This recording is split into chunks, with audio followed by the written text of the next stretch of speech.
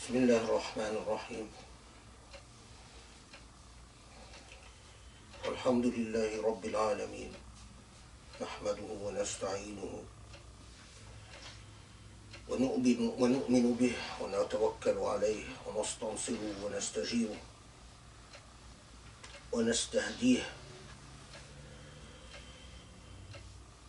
فإنه من هداه الله فلا مضل له ومن لم يضلل فلا هادي له.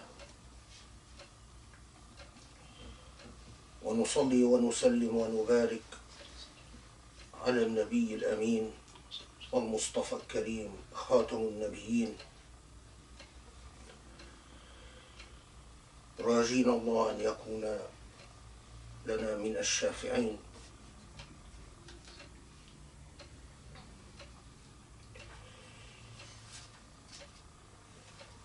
سبحان الله الذي هدانا لنعمة الإسلام فوفانا حقنا وما وفيناه.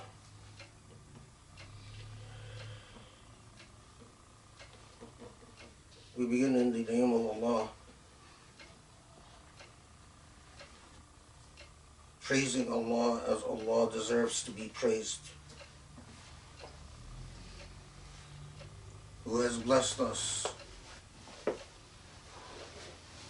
with the blessing of life and consciousness and the gift of intellect and awareness.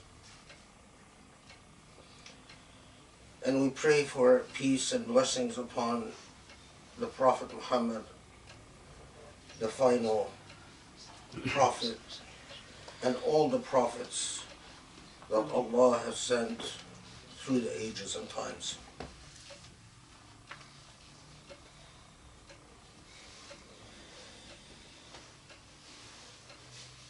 It is so important that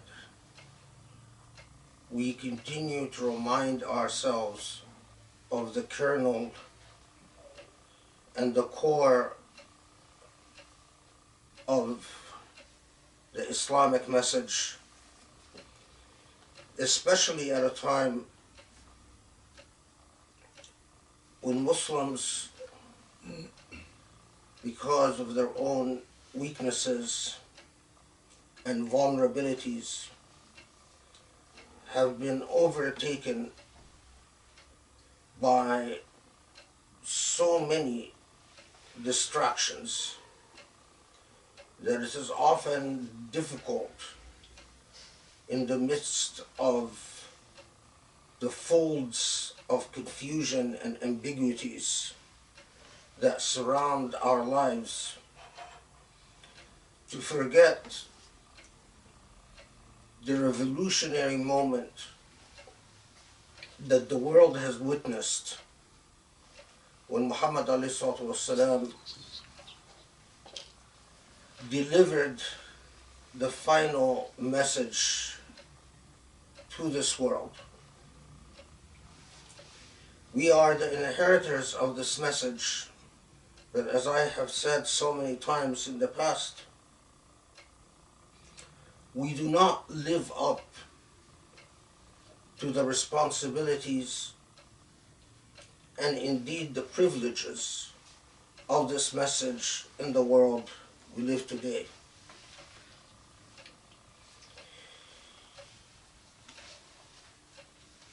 So much of what Allah communicated to us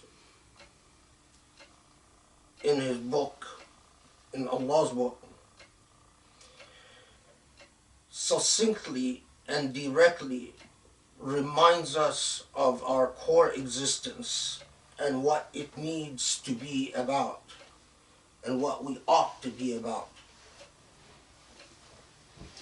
So, for instance, in Surah An-Nisa, وَاعْبُدُوا اللَّهَ وَلَا تُشْرِكُوا بِهِ شَيْئًا وَبِالْوَالِدَيْنِ إِحْسَانًا وبذي القربى واليتامى والمساكين والجار ذي الجنب والجار ذي القربى والجار الجنب والصاحب بالجنب والصاحب بالجنب وابن السبيل وما ملكت أيمانكم إن الله لا يحب من كان مختالا فخورا.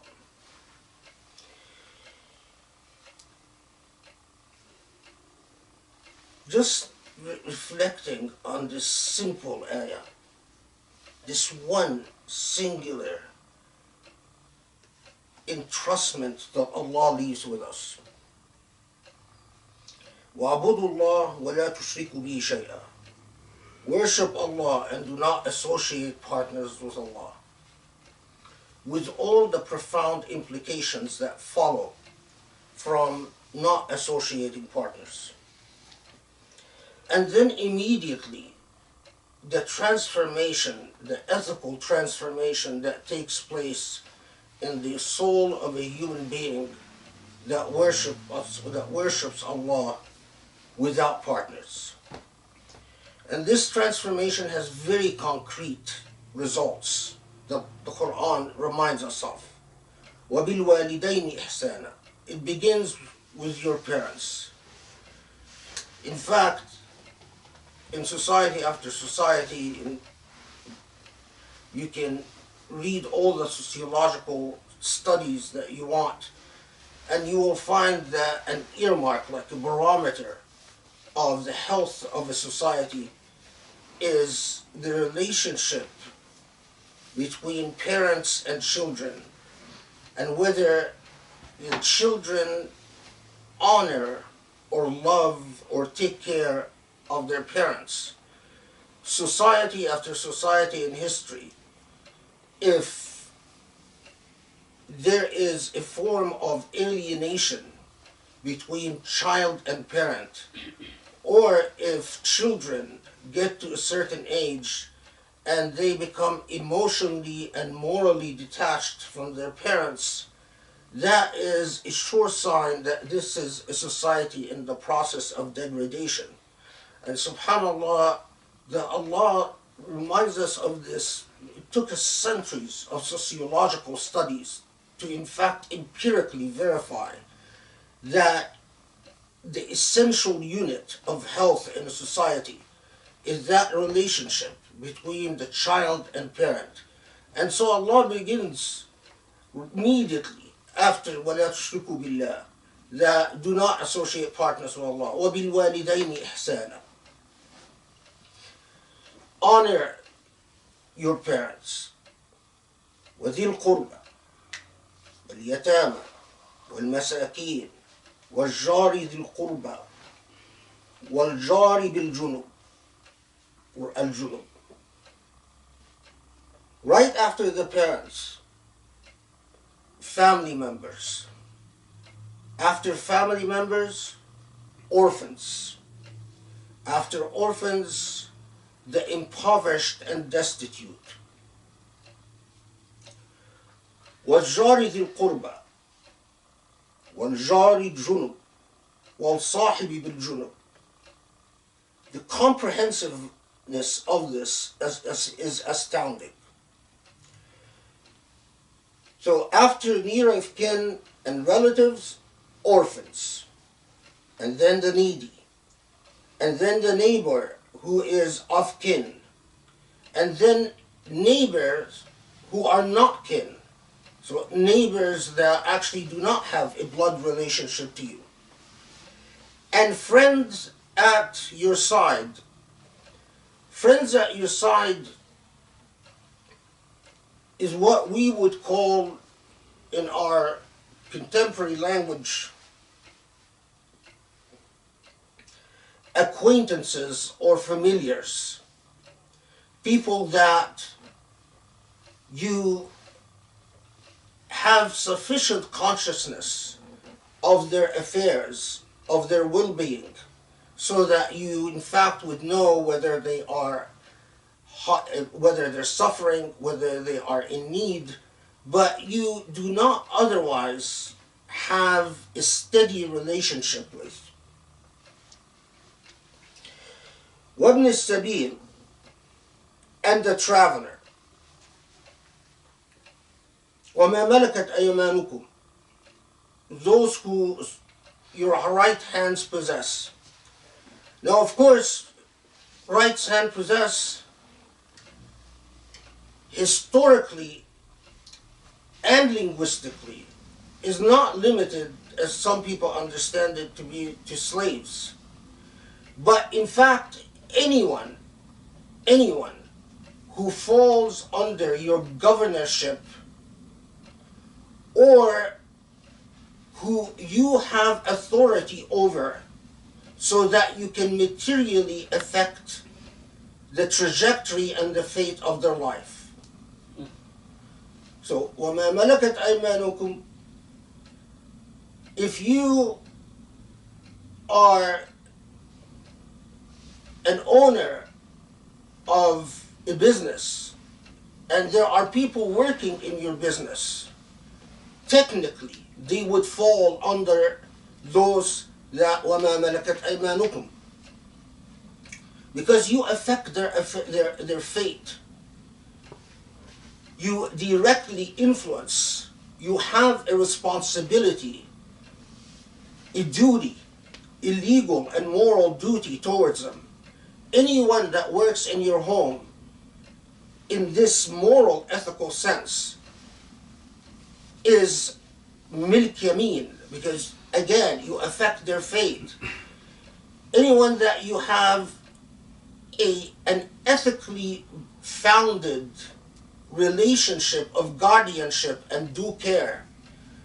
So, I mean, in law, we talk about those who you owe a duty of care towards and the legal standard for breach of duty. Well, there is no reason not to understand the Quran as reminding us that you don't only have a moral responsibility towards your parents, and not only toward your relatives, and not only towards the relatives close in proximity to you, in other words, your tribe, your ashira, your community,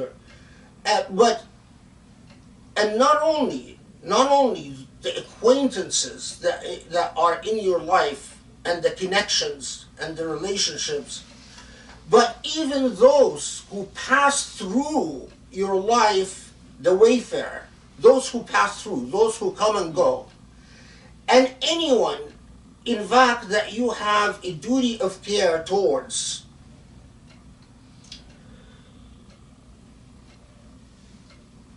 And then this wonderfully, beautifully summing up of إِنَّ اللَّهَ لَا يُحِبُّ مَنْ كَانَ مُخْتَالًا فَخُورًا. Allah does not love the proud. Why does Allah choose to close this ethical reminder about the parents and the neighbor and the wayfarer and those who your handwrites possess with Allah doesn't love, or Allah's dislike of al-mukhtal al-fakhur is not just someone who's arrogant, but obliviously arrogant, someone who walks around like a peacock, thinking that they're all this and that they're important in life. It's Allah reminding us, exactly like when Allah tells us that the moral failure of human beings is when they start imagining that what they owe in life, or what they give, or the aid that they extend to others, in fact, is somehow an taqarrum, or an act of generosity. We'll use that for now, but it is an act of generosity that somehow attests to their own goodness, as if what they own or what they possess in terms of their fate and their affairs in life belong to them. But it's a powerful reminder that in fact it all belongs to Allah. That the thing that will make you mistreat your parents, the thing that will make you mistreat family members, the thing that will make you fail to deliver on your ethical obligations towards neighbors and towards wayfarers, people that pass through your life and as visitors and go, the thing that will make you fail towards those who are under you hierarchically because you are their boss at work or because they work at your home, they answer to you in some type of institutional structure. Institutional, it could be sociologically based. The thing that will make you fail in all these obligations is arrogance and the ego. And anyone that has worked for a nasty boss or has worked in certain countries like in Saudi was a kafil or the Emirat was a kafil, or worked in the Egyptian army was under a general in the army, will attest to that. What accompanies the act of unkindness is a huge ego and arrogance.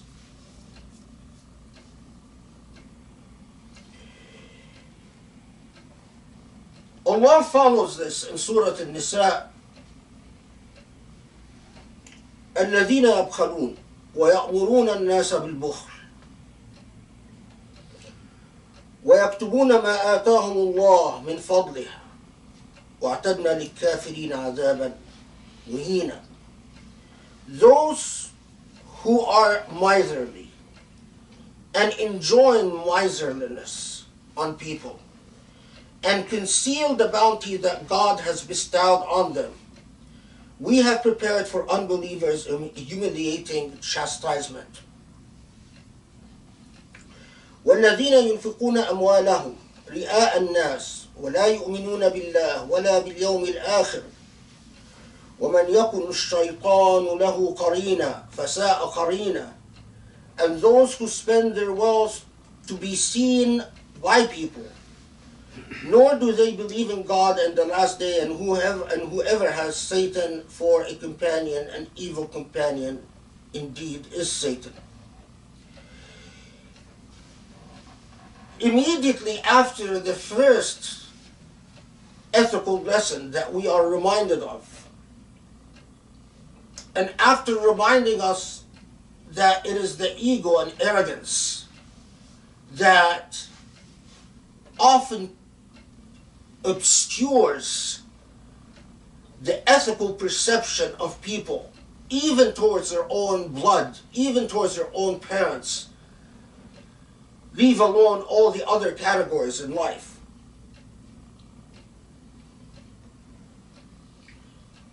A very powerful reminder that it is our relationship to the material world and material things that often will corrupt and decay and eat away at our ethical, structural integrity. Those who are miserly. Now, and teach miserliness. I've thought for many years about who goes around teaching miserliness. Of course, we do have an asbab nuzul and all of that, occasions for revelations, but that's another debate and a long topic. But in terms of hermeneutics and interpretation, we understand egoism will lead you to believe that the material that you own because of your own that in fact you have autonomy and sovereignty over this material, and therefore you will hold it back. But who is it that teaches miserliness?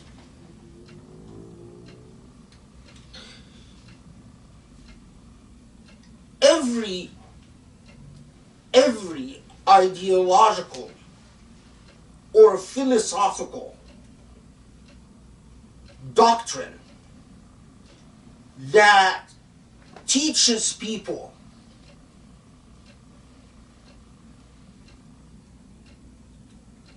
a vulgar form of private ownership and individualism is teaching miserliness, is يَأْمُرُونَ النَّاسَ بِالْبُخْلِ. If you adopt an ideology, like the ideology adopted by the neocons, which comes from the philosophy of someone like Hannah Arendt.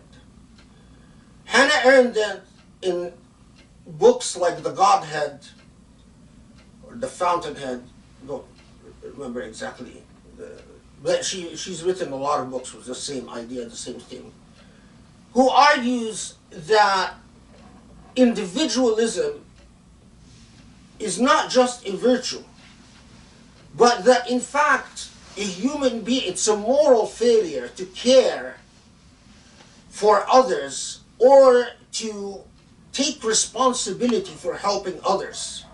This ayah applies to them. Anyone that, if a parent raises a child with the idea that what is yours, and always take care of yourself first and foremost, that's teaching miserliness. Because you're not teaching the critical ethical stance that whatever is entrusted in your hand was entrusted to you by Allah, and that in fact you own nothing, and in fact what is in your hands could often be there as a test from Allah to see whether you will deliver it to those who need it or deserve it.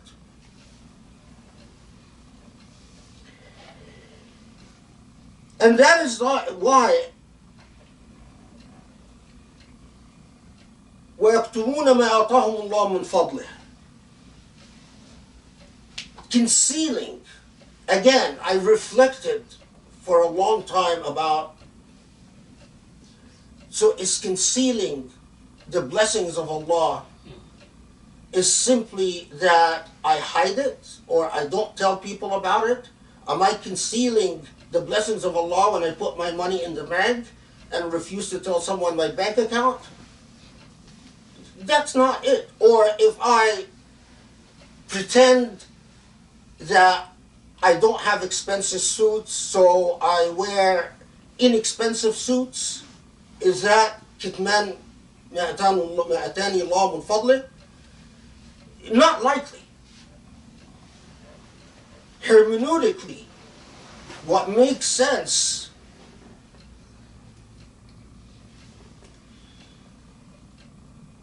is when, as often you find with a lot of Muslims these days, when you start talking about giving and taking care of others, you get a reaction as if this is an inappropriate topic for conversation in public discourses. So that people will act as if, well, this is a private matter, whether I help the needy or I give to orphans or I do what's right or not. It's sort of a sensitive topic that we don't want to broach. That's a part of kitman. That's part of concealing the blessings of Allah. Concealing the blessings of Allah is, again, when society itself makes or prohibits or censors conversations and discourses about whether the needy and the wayfarer and the disempowered and the displaced and the dispossessed, whether in fact they are taken care of or not. If you live in a society which doesn't want to air out that dirty laundry, that is a kitman. That is a kitman, because we are preventing a discourse about truth, a conversation about truth, the truth that all the material wealth that belongs in the society is Allah's. And it from Allah to be shared according to Allah's ethical laws, not according to our own private egos.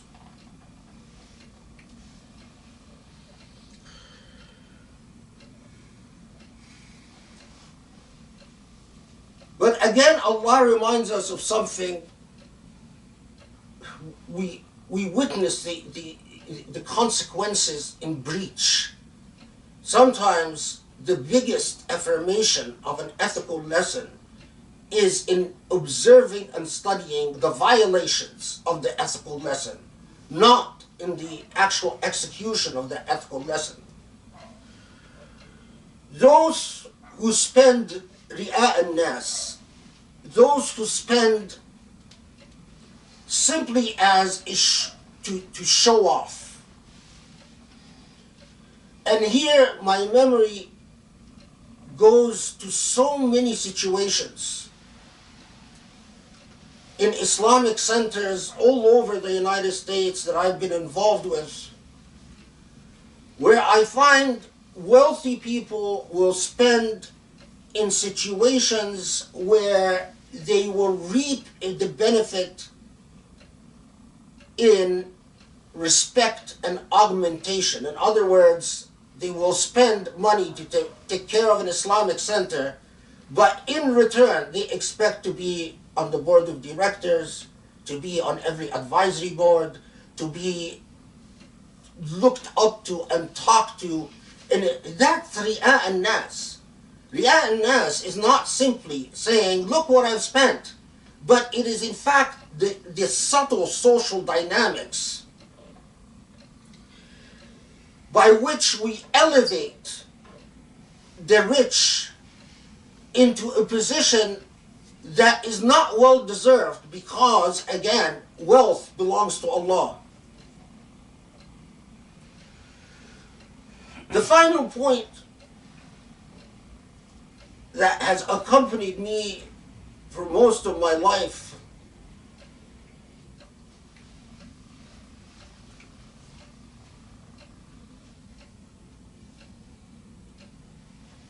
ومن يكن الشيطان له قرين فساء قرينا. That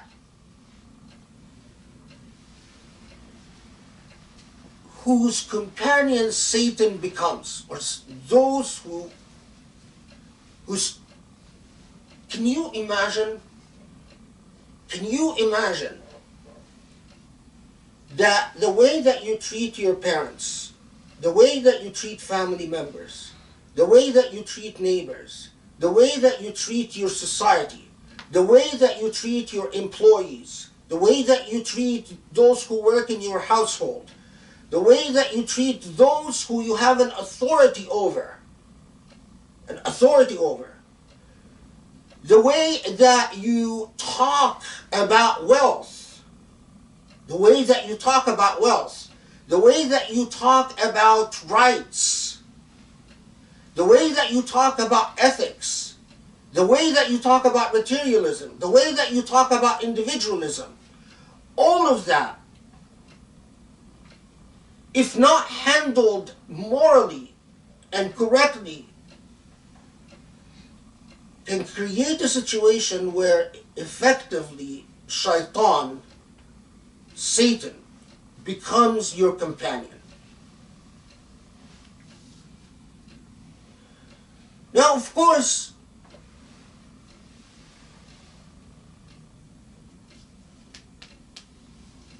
this is, the more you think about it, the more it weighs you down and burdens you. Satan's companionship, as Allah tells us, is the worst companionship. Recently, there were just a little bit of heavy rainfall in a country like Egypt. Over 20 people were electrocuted in the streets and died, and no one cared, just from some rain. Not only that, the government officials came out and said, well, so what, basically. Recently in Egypt, a train, the guy who was on a train taking tickets, conductor, found two poor kids on the train that couldn't pay the ticket. So what did he do? He told them, either you pay the ticket, or the train was moving, was traveling, or I'll open the door and you have to leave the train now. And the train is moving. And of course, when he forced them to jump off the train, one of them was killed. He actually fell under the train. And the government officials basically implied that this guy was overweight, so it was his fault that he got killed. That when he jumped off the train, he fell under the wheels of the train. You watch the absolute obliviousness of Emirati officials about the rights and the rights and moral worth of their closest of kin, the Yemenis. Torture sites, stealing of property, controlling of ports,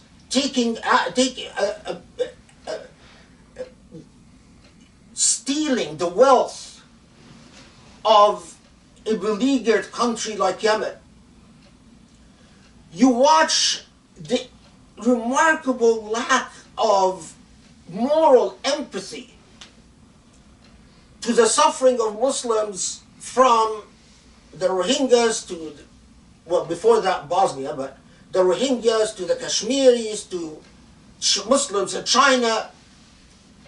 You watch consistently the affairs of so many Muslims, and when you look, it's like this police investigator who said, always look for the money trail. And when you look where the evil is, so we ignore the suffering of Muslims in China because we have a lot of business with China. We ignore the suffering of Muslims in Kashmir because we have economic relations with India. We pillage and destroy Yemen because of the wealth that we can make from this seaport or that seaport. We support a fascist dictator in Egypt because of all the economic privileges that he facilitates to the rich. You watch all of that, and then you're reminded of that threat and warning that shaitan becomes your qareen. So much evil cannot be committed. If shaitan wanted to plan the world, shaitan could not do a better job. All this evil cannot be committed unless, in fact, shaitan, Satan, has become an integral part of our moral existence. But this is not an issue for overseas or it's in foreign lands. It starts with us individually. Cleanse your life of the companionship of Satan. Because Satan flows in an intimate relationship to us, in our very blood veins. And cleaning your life of the companionship of Satan begins with giving people their due. You fix your ability to be fair and just and humble in your relationships, giving each human being their due. Even the wayfarers, i.e. those who pass through our life, they come and go. And even those that are working under you or answer to you somehow. Leave alone your blood relations and your neighbors. And the curse of Satan might start to be undone. أقول قولي هذا واستغفر الله لي ولكم.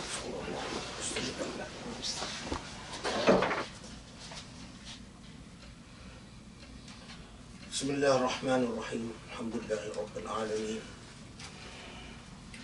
وسبحان الله العلي العظيم ونصلي ونسلم ونبارك على محمد النبي الأمين وعلى آله وأصحابه ومن تبعوا بإحسان إلى يوم الدين.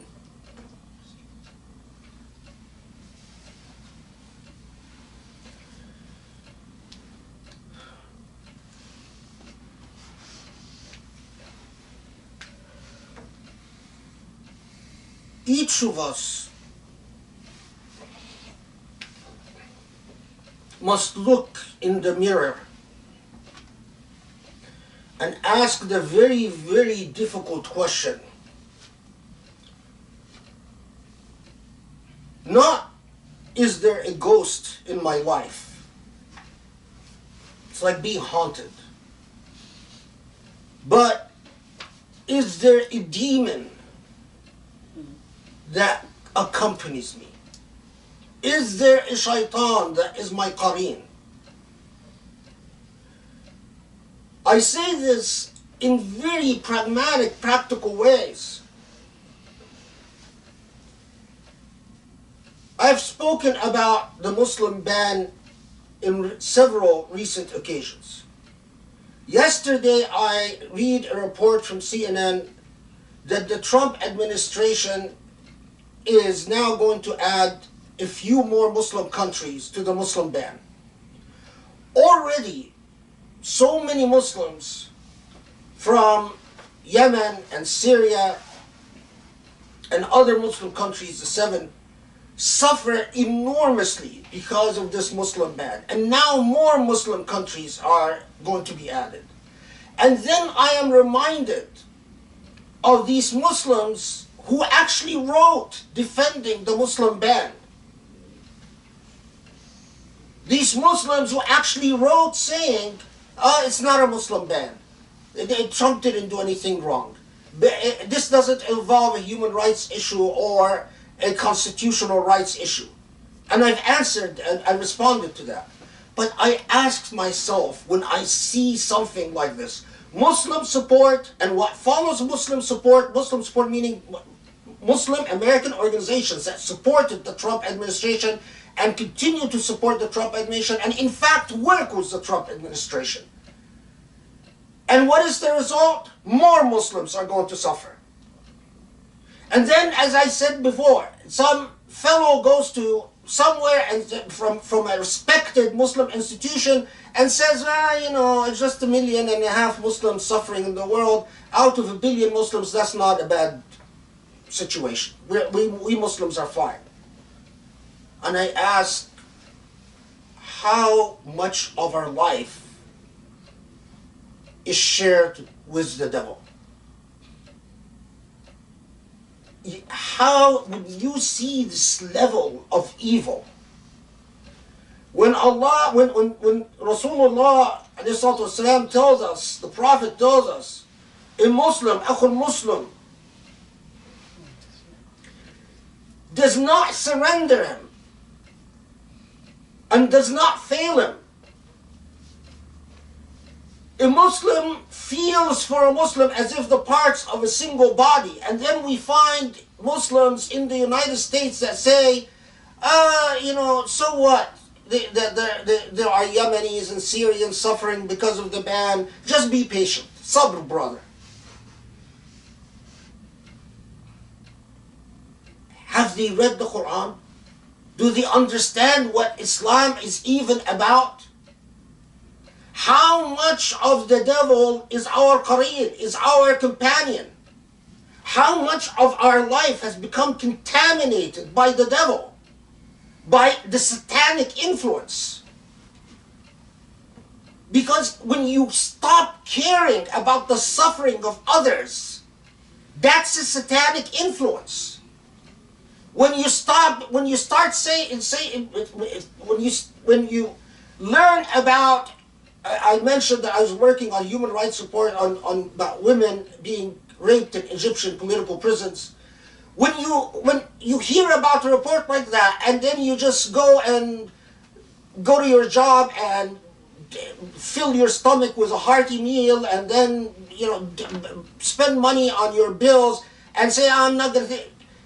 When you reach that level of alienation and lack of moral empathy and care, then the shaitan is your qareen. The shaitan occupies space in your life like an actual companionship. Wallahi al-azim, if we were able to, this is not figurative in my belief, that this is not a figurative expression, this is an actual literal expression. A demon does accompany a human being that fails in their duties towards Allah and towards other people. If you mistreat your parents, literally, a demon sticks to you like glue. But the same applies to if you mistreat employees or people under your. How many human beings are mistreated in the Egyptian army or Libyan army or Yemeni army, or how many people are mistreated at work in so many Muslim countries? Shaitan becomes your qareen.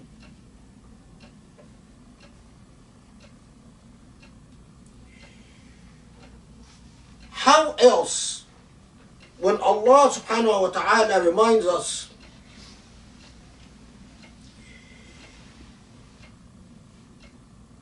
describing those who are in a status of kuffar, الذين يكفرون بآيات الله ويقتلون النبيين بغير حق ويقتلون الذين يأمرون بالقسط من الناس فبشرهم بعذاب أليم.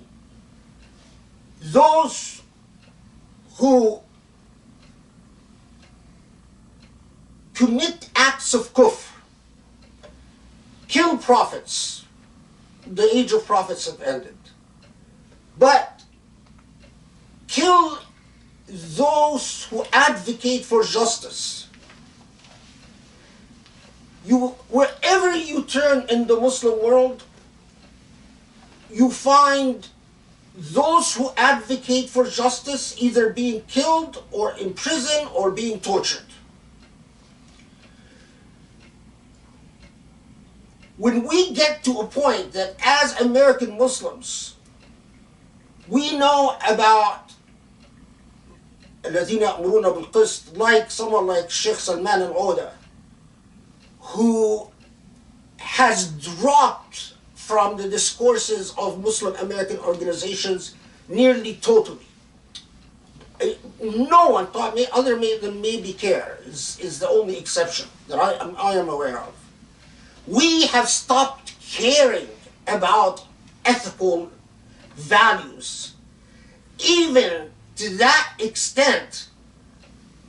And that is precisely why when Allah talks about abandoning people to their own evil, no worse evil can be than to have a satanic influence, a Satan dedicated as a companion And when that happens, a consequence is you lose your empathy and your ethical compass, so that even when you have someone like Sheikh Salman al-Oda persecuted, you go on with life without a care, without as much as when we went out in a demonstration before the Saudi consulate about Sheikh Salman al-Oda, very few people came. I mean, there were not even 20 people. If that is not a sign of an illness, if that is not a sign of the place that shaitan has now occupies in of our life, I don't know what is. Hadanallah. We love to act like parrots, reproducing ayat and ahadith, quoting them verbatim, but not doing the intellectual effort, because we are an intellectually lazy people, to translate these doctrinal sources into practical categories in our lived life. And translating even something as basic as this, as fundamental as this, exposes us to ourselves. It's as if stripping our ugliness naked before our own eyes. And if that doesn't light a fire under you to take a deep, penetrating, ethical look at yourself and to say, I must cleanse the satanic influences from my life. And I cannot do it on my own terms, what makes me feel good, like doing yoga, but on Allah's terms. What Allah says will cleanse the satanic influences in your life. Then only blame yourself when you find the satanic influence grows and mushrooms and becomes uncontrollable in your existence, because it affects you, it affects your spouse, it affects your children, it affects your family, and it affects everything you touch and deal with. اللهم اعف عنا واغفر لنا يا رب العالمين. اللهم ارحمنا واهدنا لأقرب من هذا رشدا يا علي يا عظيم.